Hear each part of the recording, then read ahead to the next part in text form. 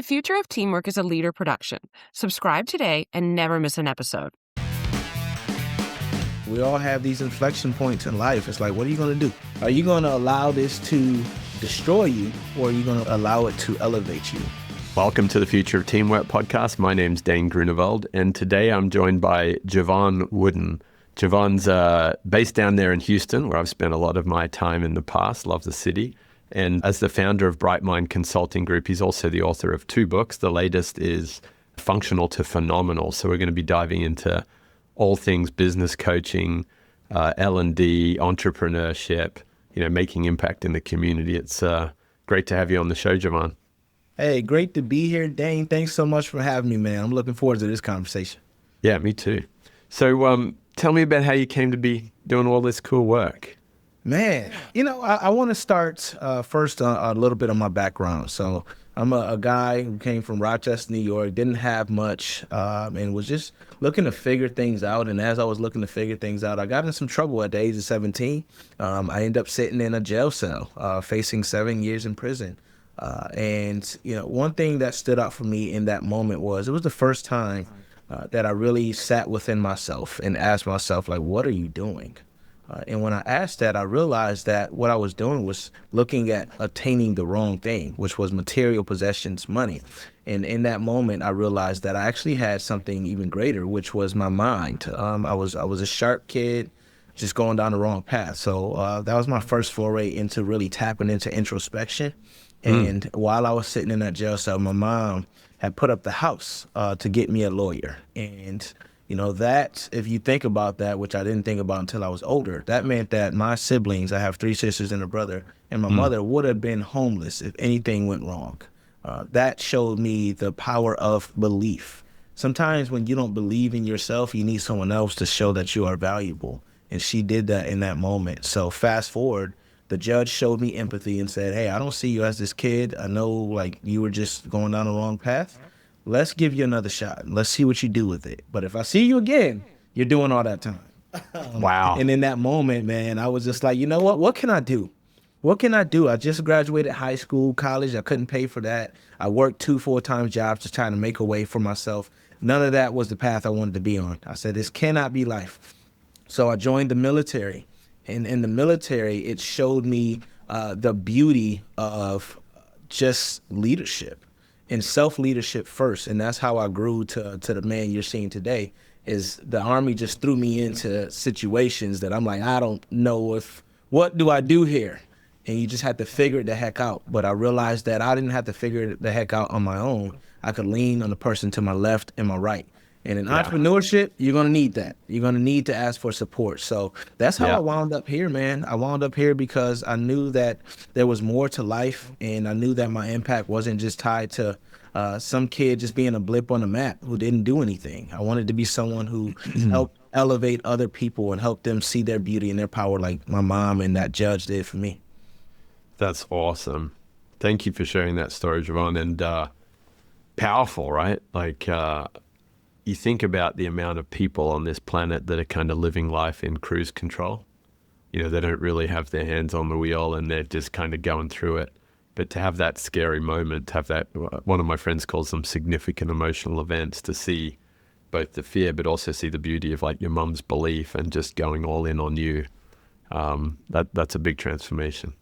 Yeah, man. We all have these inflection points in life. It's like, what are you going to do? Yeah. Are you going to allow this to destroy you, or are you going to allow it to elevate you? And, as we know in this game, if you're talking about entrepreneurship, we're going to have a lot of those moments. They may not be that significant, that That's right up catastrophic there. in nature, but, hopefully they're not. But you're going to have those points that really can define the impact that your business and your journey makes. Yeah.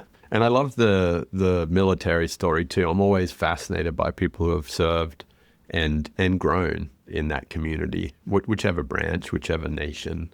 To me, there's something very interesting about, like you said, the leadership, the self-leadership, but also the teamwork, which, if I'm honest, in moments when I hear people tell those stories and when I think back to teams that I've been on, I'm always a little bit envious of those teaming stories that they kind of came through in that moment of growth and hardship. Absolutely. I mean, that's to me, that is the biggest takeaway that I got from my time in the Army was the importance of teamwork. Like nothing we do in the military would work should someone think they were bigger than the team. Yeah. Should someone say, I can do this on my own. Because we literally, from the person in the rear detachment who's not in that battlefield with us, to Yep. the person that's leading that, kicking the door down, or even the person that's talking and going to do, what we call hearts and minds initiatives, where we talk to the peoples in the community. We need every single person on that team. No one is more valuable than the other person. Yeah. That's actually a great point. You talked about it with entrepreneurs too. You kind of made that leap to, hey, entrepreneurs need to have those teams around them. But it goes beyond teams, doesn't it? I love the way that you explain like the community engagement, the active go kick doors down, and then the rear guard or logistics or whatever it might be, signal division, getting communications right. The reality is we rely on that ecosystem, and the systems through which teams can become effective, I think, are so often overlooked. We're so focused on the individual and the idea and maybe who's on the team, but not like how do different teams work together, and that becomes very exposed in an entrepreneurial small business community. Absolutely. And I know some entrepreneurs listening, like, I don't have a team, right? Yeah. They might be a solopreneur, or maybe they don't look at their partner as a teammate. But if you do not have a team, then you're selling yourself short already. Because what I say, like, you have to have a community who becomes your team. We talk often about having boards of advisors, people you can go to who can help make sure like you're not making impulsive decisions that could be, catastrophic to what you have trying to build. One of my favorite team members is my spouse, my wife. She's the one that tells me, did you think this through, babe? Like, okay, all right, let's bring it back a little bit. I know you want to change the world and do all these things, but have you thought about these things? And we have to have folks that really challenge our notions and challenge our thinking to make us better and see things from a different perspective if we are to really elevate to the levels where we aim to achieve. Yeah, I love that. And I particularly love the call out of the wife or other people. It might be a husband or a dad or a mom or a close friend, but having those people who are close to you in life who aren't in the business, they're really important. Particularly when they know you and they can have the trust and confidence to be able to call it out when other people might not. Yeah, 100%, man. I that is the most valuable thing. I mean, if we think about masterminds, all right, those people become teammates too. If we think about any type of community we become a part of, it's so influential to your growth. It's so influential to you connecting different synapses in your mind to help you accomplish things that you couldn't otherwise do if you just do things in silos. And to me, I feel like that's one of the biggest shortcomings I see in business coaching is a lot of entrepreneurs, they try to wait. They're like, I got to wait till I get to this point to build a team or to have these folks in my sphere. And no, you should be doing it immediately. Yeah. Immediately we should have that, and we should be looking at what team members do I need to make sure this is successful. I like that in particular, Jevon, about redefining what a team is. We've worked with a few different people on the podcast. One of them, Dr. Ernesto Ciroli, who did a lot of work developmentally early in his career, going into different nations. Whether it was in Africa or Latin America or in rural Australia, and working in communities to bring out entrepreneurship. And one of the things that he always identified is like, you don't need to employ someone 40 hours a week for them to be a team member. It could be, to your point, an advisor, someone who really knows financial bookkeeping or banking. It could be someone who's really good at manufacturing. Like you've got a product idea and you just need an advisor who knows how to build that first prototype with you. And you can bounce off them for a few hours in a coffee shop and they're a team. No money needs to change hands. Absolutely. That's the beauty of it, right? The team is what you need it to be. Yeah. You know what I mean? And also, a lot of people also think in the W-2 standpoint, like I need to hire someone, they need to be on my staff for them to be a team member. My business is run. I outsource a lot. Like my team member, I've had my executive assistant / chief of staff for years. She's out of the Philippines. Yeah. Krisha, if you're listening, thank you for being you. Because I just feel like, the beauty of what we're talking about here is if you introspect and learn yourself as an entrepreneur, you kind of learn what you need, where your strengths are and where your weaknesses are, and we can kind of build off of that. Yeah, I love that. And that's a really good tie into what business coaching is, because we often talk about executive coaching, but business coaching, as you and I were talking about pre-show, is a little bit more than just working on the individual and the leadership. You're working on the business as well, right? Right. Well, yes. I mean, you can't call yourself a business coach if you don't know business. To me, like an executive coach, you can focus more on that person, right? Because a lot of times the issues we're seeing are tied to whatever is going on within them. But with a business coach, if I'm going to guide you, I need to understand profit loss. I need to understand value creation, value ladders, and all these different terms that are going to be put in place. I need to I need to understand succession planning if they're looking to, build a business that passes on. All these different things. I need to, based on whatever your goal is, be able to guide you through that thing. If you're looking to franchise, I need to understand how we can kind of get to that point. So there's so much that goes into business coaching. And to me, that's what makes it fun. No day is the same. Yeah. You like the variety. I love the variety, man. And you get to meet so many cool people, right? Yeah, that's super cool. And going back to your point on the chief of staff, only recently in the last year or so, started working with the chief of staff. And boy, is it a game changer, particularly when you said, learn what you need. Like there's things that I'm really good at and there's things that I'm not good at. And Lydia, who's my chief of staff, she just comes in and just, if she needs to rattle my tree on a morning and say, hey, you're getting that wrong or you're disrupting us, great. But otherwise I'll say we want to do this and she'll see the next two things we need to do and just mobilizes people, actions, vendors, you name it. And it's so cool. Yes. And isn't it interesting how like that one right person within the team can just be such a huge game changer, man. It's so amazing just seeing that. Yeah, it is. And I think it scales you, right? I bet you there's a lot of people that are like, oh, I wish I could get Jevon to look at this or Dane to look at that. And the reality is, well, if you go to the chief of staff, they're going to know kind of where we're operating, how we're prioritizing, how we're making decisions, how to coach that person, going back to coaching into, hey, bring it up in this way or at that time, or go and do a bit more work before you bring it up. And I think that is super helpful because we all live in this like crazy busy world. We're all very leveraged. We're always looking for maximum value. But when you can team up with someone who kind of knows you well enough to set everyone else up for success when we do find that time to come together, it's a real force multiplier.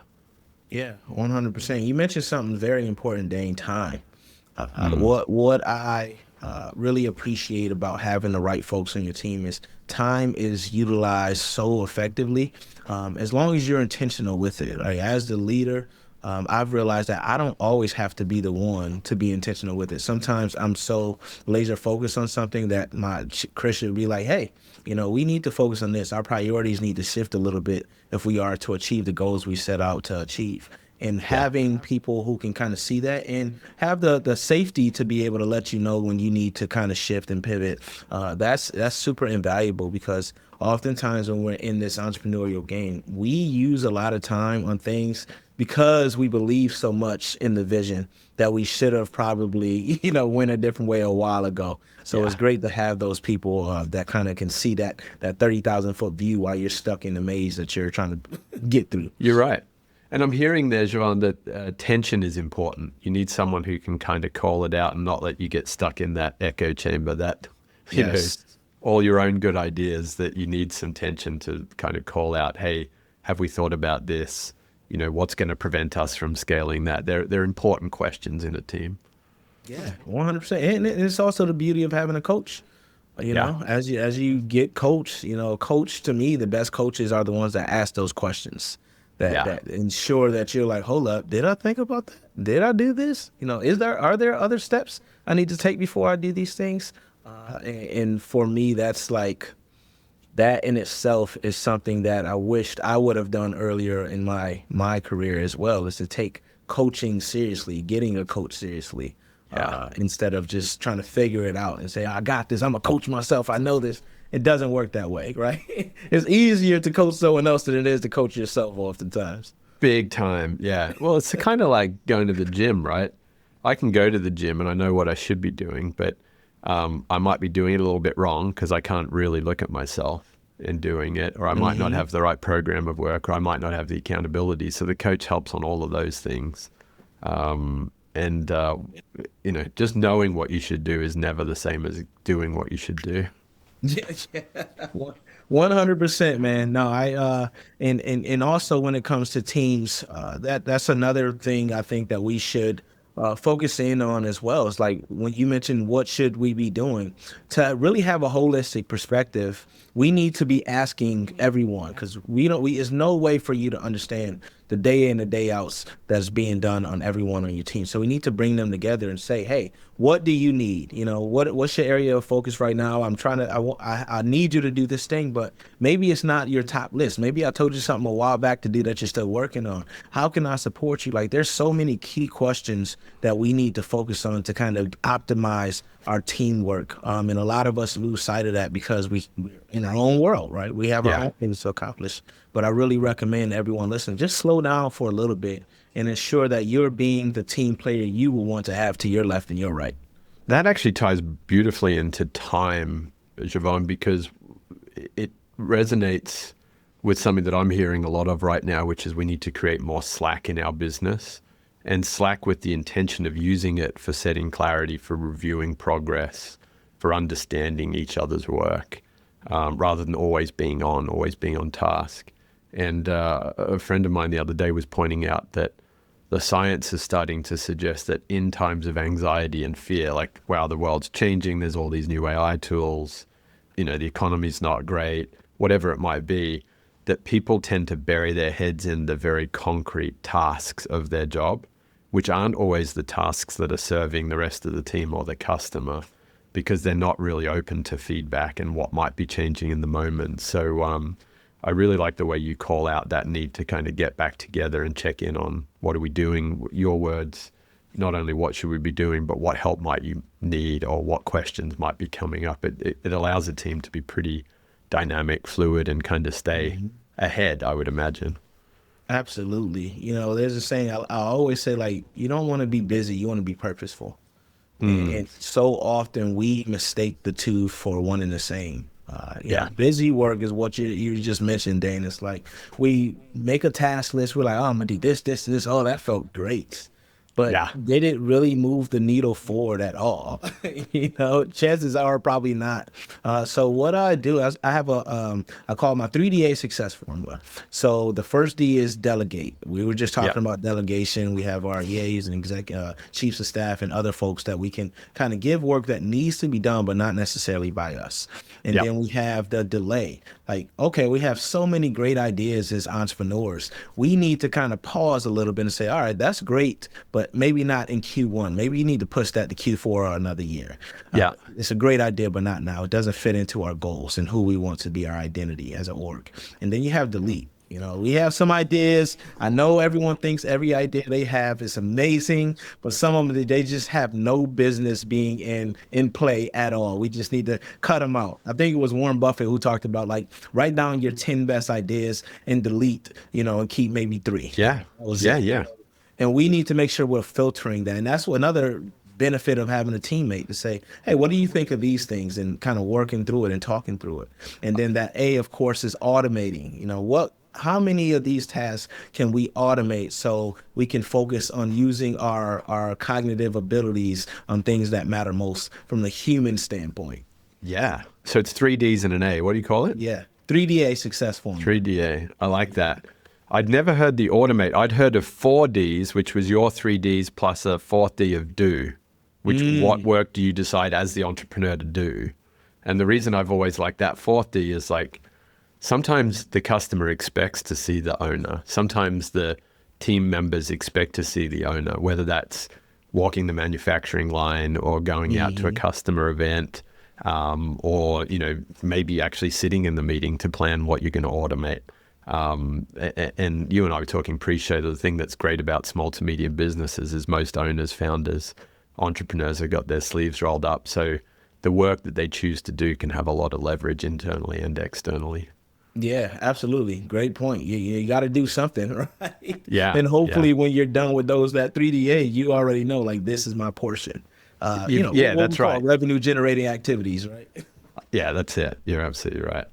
That's cool. All right. Well, let's pivot into the book. So, From Functional to Phenomenal, an entrepreneur's guide to transforming your leadership and business. Tell me a little bit more. Like, what's the genesis of the book? How should a reader be thinking about why they need the book and what they're going to be getting from it? Yeah, the beauty of this book is, one, I use stories to kind of make the point, so it's not boring and dry. Let's keep that one, And then two, you can leverage it as a reference guide. Me being a service-based business owner, as we spoke about, I really like to help service-based businesses. And the first thing we talk about in that is, one, like, what do you want to be known for? Like, a lot of us mistake the fact that we are a brand. Like, we have a brand, and your brand, especially if you're on a smaller scale, is going to be tied to what you do as the founder, as the person that's generating this business. So I talk a lot about that, how I've leveraged, my brand to build BrightMind Consulting Group. So it's not just that people are aware, but I'm also in that consideration stage if you think about the marketing funnel. Because it's cool and all to post content and get likes and all that. That's just vanity. It does nothing when it comes to actually building a business, So yes, I want more eyes on it, but I need people to understand, like, I am not a coach. I am the coach. I am not a consultant. I am the consultant that can solve it. So I talk a lot about how you do that and do it organically, because a lot of folks go right to ads. Ads will only work if you have proven that your messaging works. So I get them to understand, like, how to develop the content, how to organically market yourself, how to be in the proper spaces, and speaking of time, how to ensure that you're leveraging your time properly so you can really not burn yourself out, but build something that is establishing a legacy you could be proud of. And in this book, I introduced my 5 Why framework, which is, I released this in May, so it's old now. A lot of people understand it. So it's my 5 Why framework that I leverage to ensure that we have clarity. Because the biggest thing for a founder, for anyone, really is clarity, right? So I want to make sure that they spend some time thinking on this step, this phase, before they kind of move and jump to the awesomeness that is making sales and generating revenue. So that's it in a nutshell. Well, do we want to dive into the 5 Why framework? Because I'm really intrigued now. Let's do it. See, that's what I'm talking about. Making sure that people want to know more, want to hear more from you. So the 5 Why framework, in essence, so the first why is your yardstick. When we think of a yardstick, we think of measuring effectively. Chances are we're looking to build something and we want to make sure everything fits properly. Same in business, right? So to measure effectively, we don't need to just set a goal. We need to understand why that goal is the goal that we want to focus on. Why is that prioritized in the first place? You really want to spend some time on that and be clear on that. Because if you're clear, then you should be able to communicate it to your team so they can become clear on their part and how it comes to play. So, and then the second why is yield. When you think of yielding, a lot of folks think of retreating or regressing or falling back or stopping. But in my sense, yielding is making space. So you want to make space for other people to step up and take ownership of that success so you can co-create it with them. That's the beauty of teamwork, which is why I love the title of your show. And it's also looking at, what do you need to make space for as far as other resources? Do we have the proper people? Do we have the proper revenue? Do we have the proper technologies? Whatever it is that you need to be thinking about. So that's the second why. The third why is YAR. And YAR is an old nautical term. If we think about one of those speed boats like in competitive sailboating, and they're able to flip around and turn and do all this other stuff without capsizing, that's how we want our organizations to be. We want to be able to be responsive, move with speed, but ensure that we don't turn it over. So the race isn't done. And the way you do that, that 3DA success formula falls underneath that. But also we look at how we build in contingencies within the business. You know, a lot of what we need to do is be more responsive versus being reactive. Most of us don't spend time really thinking about if we do this, then this, you know, and building contingencies. So that's where that yard comes in, to make sure we're agile and responsive, but we're not taking ourselves out of the game. We do not want to capsize the boat and throw the team in the water. Exactly. You know, we got people dependent, and we're dependent on this ship to sail properly to the destination, right? And then after that, and of course, this is all a quick summary. After that, there's yoga. When I think of a yogi, I think of someone who is graceful, but not graceful because the sense they never fall out of a pose, but because they're able to be aligned and they understand what's accessible to them in a moment, but they're also flexible enough and adaptable enough to shift positions when it's no longer serving them. And as entrepreneurs, as businesses, we need to understand when an ideal is no longer working for us. We need to understand when maybe we don't need to be the CEO anymore. Maybe we need to get someone else. Maybe we need someone else to who has a fresh set of ideas to come in, like that chief of staff. So you need to be flexible enough to not be so tied to an idea, to a position, or to your vision that you're not willing to adapt to what the market needs and what your business needs. Right. So that's flexible in essence. And then you have the last one, which is what we all want. We want yearn. We want people to yearn to be a client. We want people to yearn to want to work with us and for us and experience what we have to offer. So yearn is really the culmination of doing the other 4 whys properly, because if you do that, then the value creation that you're having for the people that work for you and with you, they're going to want to evangelize everything. They're going to be like, oh, Dane's so amazing as a business coach. Like, he got me to scale 10x my revenue. I didn't even think it was possible, right? That's how you want people to do, because that's the easiest marketing, is free marketing, which is word of mouth and having people want to talk about you. That's when you're going to have ambassadors of your brand. That's when you're going to get user-generated content. You're going to get these awesome testimonials. You're going to get referrals. All those things aren't possible if you are not making sure the experience you have makes people want to yearn to work with you. So that's the 5 whys in essence. That's so cool. And number one, congrats for picking some really original words, because I'm so sick of all the business jargon out there. Like, your words, I'm a curious guy. I'm like, I like these whys. I can really get excited about these. I wanted something that was fun, you know, and reflected, one, my personality, but also, you know, really spoke to, it sticks with you. Like, you picture a yogi, you're like, oh, flexible, cool. Yeah. A yard ship, you picture it zooming and zipping. So, you know, just, I'm a big person that, you know, creates visuals with words. So I'm glad that it's definitely hitting for me. I'm intrigued by like the your and the yogi, because one feels like it's in the moment. You need to build something that can zip and pivot and isn't going to capsize. And the other feels like more maybe longer horizon, getting ready to kill ideas. Maybe we're going to shift from this boat to another boat to do a different type of race. Am I hearing that right? Yeah, absolutely. One is when you think about YAR, it's really about the culture you're developing. So the culture is allowing yourself to be so responsive. And then the yoga, like you said, is more longer term, ensuring that we remain in alignment. You know, if we're saying something, then our actions reflect on what we're saying. And if I'm saying I have, as an example, if I'm saying that as a leader, there's an open door policy. Do I actually allow people to come and tell me their thoughts about how we can be better? You know, or am I just closed off and I'm just giving people lip service? Like, things like that, that's where that flexibility and alignment really show. The other thing I love about this, Jevon, is that this works for an entrepreneur in a small business, but it also works for a departmental manager in a large corporation.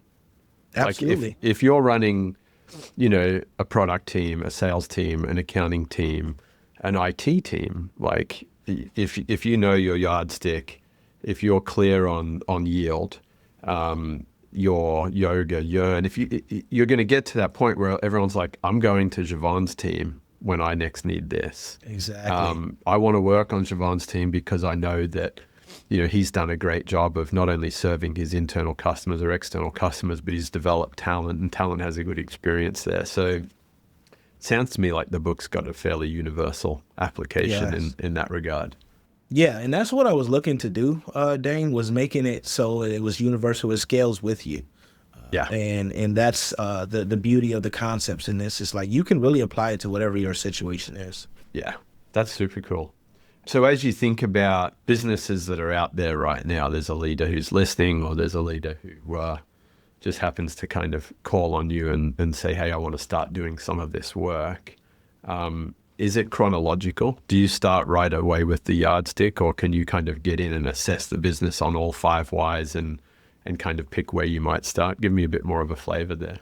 Yeah, absolutely. Great question. So the yardstick, we definitely want to start with that, because if you aren't clear on that, everything else is off or not. But the rest of them, we can kind of jump around a bit.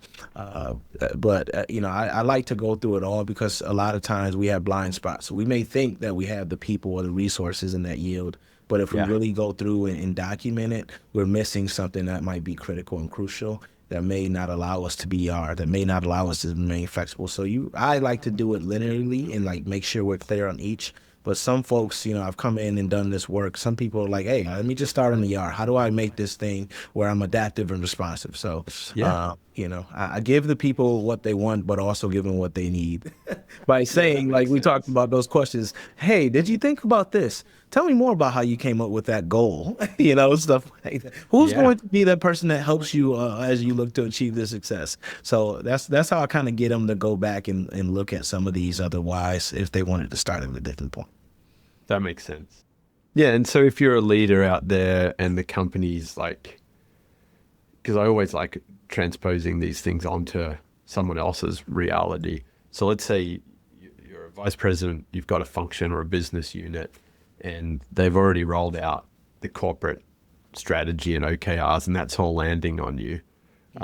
It sounds like you can still work out what your yardstick is in your division, absolutely. In your department, absolutely. Even though there's something coming down from above. You're not the true entrepreneur.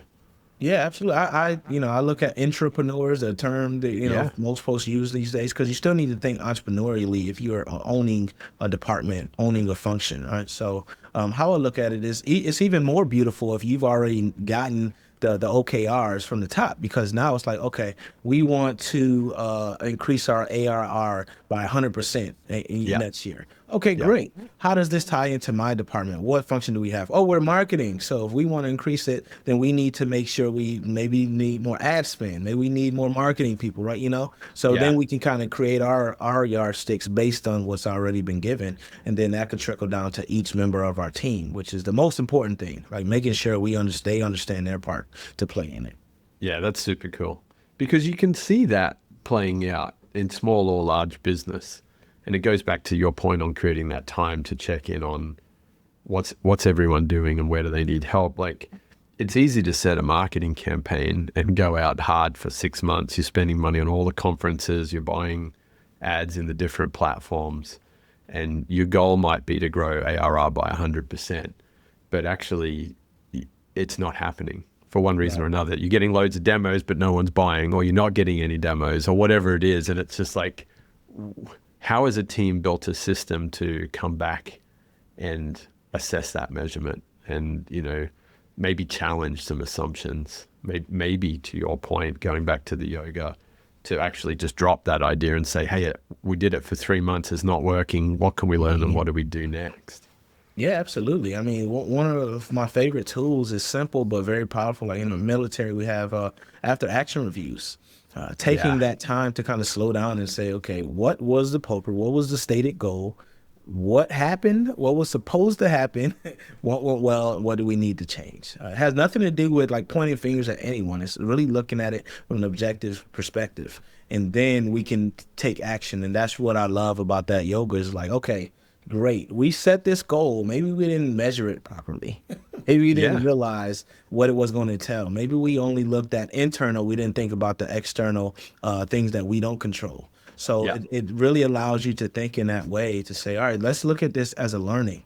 Let's look at this as an opportunity to kind of reallocate that goal setting and reallocate where we're spending some of our resources. So I have fun with it, and the clients, they do exactly what you're talking about here, Dane, because it's a standpoint to also gamify it too.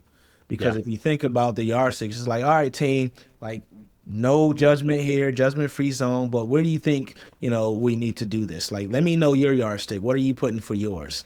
Do we have Oh, the that's yield? Do we have cool. the research right? So you can break it down into a team building exercise too, to allow people to get that clarity on their individual levels. So I love to do it from bottom up, top down. Thank you for creating clarity on that. I hadn't thought of it as being able to scale down into the team. But if an individual can have their own yardstick or be thinking about yield or any of the other whys, then that's actually quite powerful too, because you're creating a common language then, which Yes. so often I find that businesses get stuck when they try and fix problems with people, where actually the problem is so rarely the problem with the person, it's the problem with the system of work. So if you can use the whys as a somewhat of a diagnostic or a planning tool, you can understand that, hey, between if Jevon's got sales and if Dane's got engineering, as we look at each of their roles in that, we can say, hey, Dane's got a problem here on yoga, like he is just stuck on this feature, and Jevon's in sales and he's hearing this stuff from customers all of the time.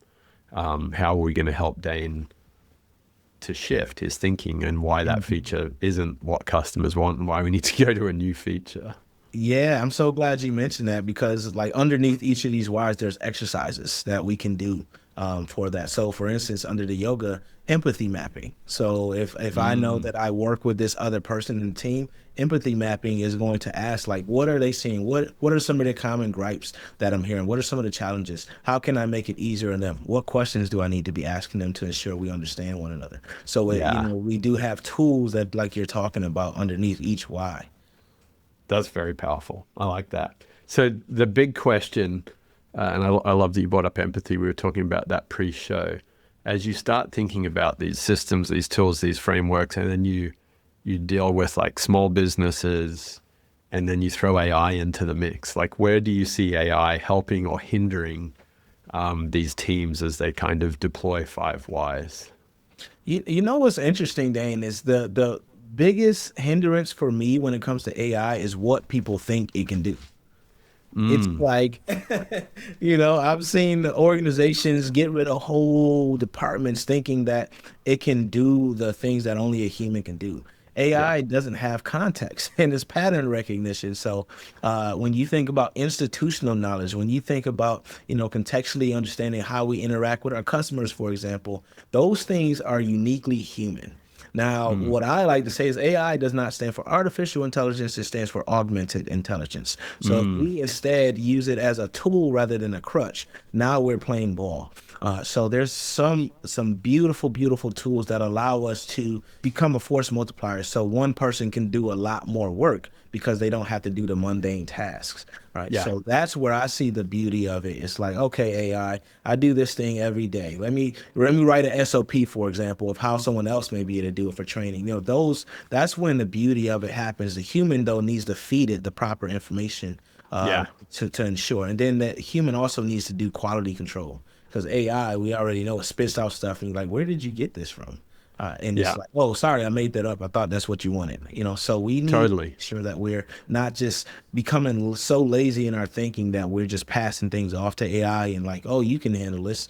And then now everyone sounds the same. Everything looks the same. Idea creation and innovation goes down the toilet. So we need to make sure that we're not doing that if we really want to sustain and be around for the next 5-10 years. Yeah. No, I think that's really good advice. Are there any AI tools that you're enjoying right now in your business coaching, or you're seeing other customers use in a particular use case? Yeah, I mean, I like Perplexity. I like Claude. Claude is really one of my writing friend. I really enjoy using it for writing and brainstorming. Perplexity, I like the questions. It gets me, I'll have that up real time as long as my client is okay with it. And I'll have it listed so I say, oh, what am I not asking? Like, what resources can I use? What exercises can I be giving them so they can leverage? So that's how I like using those types of tools. Even ChatGPT is good at that sometimes. Coming up with exercises. And then Gemini, I really like it for planning, because Gemini will challenge you and say, yeah, I don't think that's a good idea. Here's why, or here's what some of your competitors are doing, for example. Have you done market research on this? So I like those different tools for that. And then I like Gamma for like presentation creation. Yeah. So if I got to do like a PowerPoint or something like that, I love Gamma. So there's so many tools out there. It's cool how they each have their own like personality, right? They do, man. Yeah. It's kind of freaky, man. But It but is. yeah, but I love those tools. I'm not quite with the whole faceless creation and all that stuff yet. Yeah. I kind of want myself to be there. Yeah. Some people like to use that stuff when they're talking about creating marketing materials and stuff. Are you using any, particularly when you're working with founders, are you using any like assessment tools? Oh yeah. Yeah. What do you go tos there? So corporate wise, I use like Harrison and Hogan are two good ones, because a lot of companies already use like DISC and the EIQ. They have people internally if I'm working with them. So Harrison and Hogan are ones they don't typically have. And then for a founder or entrepreneur, I still like EIQ and DISC. And the reason why is because once you understand, like from an emotional standpoint or from a behavioral pattern standpoint, how you interact with someone, now I can coach you based on that. And we can kind of look at past experiences, like, why did this person get on my nerves? From a DISC standpoint, I'm a D and they're a C. So I'm someone who doesn't need all that information, but they're asking me for it and it's bothering the heck out of me. I don't want the details. I just want to get it and go. So things like that is what I think about from entrepreneurial or founder perspective, is how do we think and how do we process information? And most of us, we're like, okay, I ain't got time to go drill out in all the details. But our team members may need that, right, to perform at the higher level. So where's the happy medium? And you find that with these assessments. That's neat. That's super neat. I've actually got another one I got to introduce you to. My friend Jason Carroll, who was a guest of the show. He's actually just up the road from you in Austin, and he built Active, which is a new assessment, but he's got this native AI in it. There's something in my mind that tells me, gee, if I could take the Active Index profile with the ARIA AI and then the 5 Whys, some really cool stuff could come up, because you can start saying, hey, if Jevon and Dane are trying to do this, so they're having a problem on yoga, how can they bring that to bear? Because sometimes the exercise is good. Awesome. But you need to kind of like warm people up to it so that they come into the exercise with an understanding that they're not being judged. This isn't a problem. We're just exploring what may be possible. And I think that's where the magic happens. 100. I wholeheartedly agree on that. I need to look that up, man. I'll hook you up straight after the show. Yeah, perfect. I'm looking at that like, wow, let's make that happen, man. That's a great idea. Yeah. And what I'll also do is I'll put out in the show notes, I'll put the links both to your book, but also to the Active Index, because we're going to start having more listeners and community members of the show kind of do the Active Index, because I think it creates opportunities for us to kind of see where some of these tools are going to be landing. I think in the future, we're going to see more and more teams that, they don't want to start from like, I have to build everything from the ground up. They're going to be like, I've got this problem right now. Who can I go to? Is it Jevon for this? Is it Billy for that? So-and-so for this other thing? And like, how do we get that activation going? Because the world's moving quick. Yeah, absolutely. And one thing I'm glad you mentioned that, like, who do I go to? Because a lot of folks I'm seeing is they don't really see the value anymore of having a human coach or a human guide, because they're like, oh, AI can tell me. I'm like, no, it can't. That's dangerous. It really can't, man. That's super dangerous, man. So I'm glad you brought that up. Like, let's use it as augmentation. Let's use it as a tool like it was designed to be. Do not use it to replace humans. Like, that is super dangerous. Super dangerous. Well, it's been an awesome conversation from like, thank you for sharing your original kind of genesis story there, that significant emotional event, the belief from your mom, the decision to really go and use your gifts and your mind. I love the military experiences. We got into like teams and stepping into your own leadership and the way you need to rely on others and systems. But when we really got into like the chief of staff, the value of having the right people on the team, and the 5 Whys framework, which I just find so original and like accessible, actionable, that excites me. I think there's a lot of team leaders and founders out there that can benefit from just taking a bit of time to go through those factors and to be thinking about, how are they creating that clarity? How are they creating that review process and that connection on their teams, however they may define teams, to do amazing work and to bring good impact to their communities at large. Absolutely. No, I appreciate your time, Dane. Appreciate you sharing this platform with me. Fun conversation. Love the energy. Love the beard. I'm working on mine. Yeah, I'm working on it. So I appreciate you, brother. Thank you. And if any of our listeners want to find the book or find you at BrightMind Consulting, where should they be going? Yeah, you can go to brightmindcg.com. brightmindcg.com. You can see the book. You can message me. You can connect with me on all the socials. So I look forward to having you, and let me know that you heard me on the Future of Teamwork. Sweet. Thanks, Jevon. It's been an absolute blast. My pleasure, man. I'll see you. Just a quick note before we go. The views and opinions shared in this episode are those of our guests and do not necessarily reflect the views of the host, Dane Groeneveld, the Leader Group, our patron Huddle 3, or our partners and affiliates. Any scenarios discussed are for the purpose of fueling creative thinking and conversation, and should be viewed only in this context. Dane, Leader, our sponsors, partners, and affiliates do not endorse any guest or any organization they may be associated with. It's important to remember that every workplace is as individual as the people within it. Our recommendation is to always seek solutions that are specifically designed to help serve your team's unique needs. And to this point, please know we're here, ready to help you find the best way forward, no matter where your starting point is. You can connect with Dane or myself, Alicia McCraw, on LinkedIn or via the links contained in the show notes. Thanks again for tuning in. And hey, if you think someone in your network would benefit from this episode, feel free to share it or give us a 5-star rating. Those 5 little stars really help us reach more curious people like you. We'll catch you next time on The Future of Teamwork.